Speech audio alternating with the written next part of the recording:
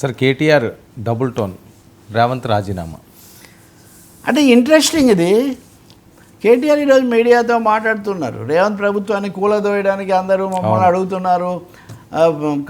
వీళ్ళెవరు కార్పొరేట్ కంపెనీలు లేకపోతే వ్యాపారవేత్తలని మొన్న కొత్త ప్రభాకర్ రెడ్డి దుబ్బాక శాసనసభ్యుడు అన్నాడు కదా, అప్పటి నుంచి దుమారం వచ్చింది కొంచెం, ప్రభుత్వాన్ని పడగొట్టడం ఏంటి అది ఇది అని.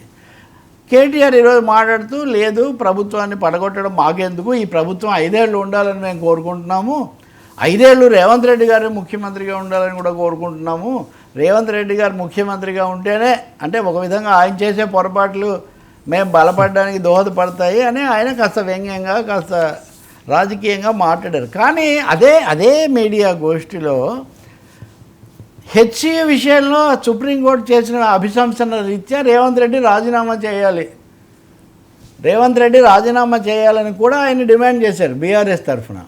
మరి 5 ఏళ్ళు రేవంత్ రెడ్డి గారే ఉండాలి అన్నటువంటి కోరికకు, రేవంత్ రెడ్డి వెంటనే రాజీనామా చేయాలి అనే కోరికకు మరి తర్వాత ఏం చెప్తారో నాకు తెలియదు. కానీ బీఆర్ఎస్ అయితే ఈ ప్రభుత్వం ఇంకా ఉండకూడదు అనే ఒక వైఖరి, కూల్చాము కానీ ఇది ఉండదు అనేది.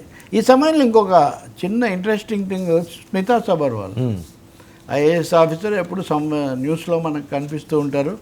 హెచ్సియుకి సంబంధించిన గిబ్లీ ఇవి అంటారు కదా, గిబ్లీ ఇమేజెస్ అంటారు కదా, ఆ ఇమేజెస్ పెట్టారట ఆమె, ఇవి వన్యప్రాణులు ఇవి ఉన్నది పెడితే ఈ మధ్య రేవంత్ రెడ్డి ప్రభుత్వం ఏఐ ఇమేజ్లతో పోస్టులతో ప్రజలను పక్కదో పట్టిస్తున్న వాళ్ళ మీద కేసులు పెట్టమన్నారు కదా, ఈమె కూడా పెట్టారు కాబట్టి ఈమె కూడా నోటీసులు ఇచ్చింది ప్రభుత్వం, అధికారులు, పోలీసులు, మీరు వచ్చి హాజరవ్వండి. ఆమెమో యువజన సర్వీసులు, సంస్కృతి ఏవో శాఖలకు ఉన్నారు.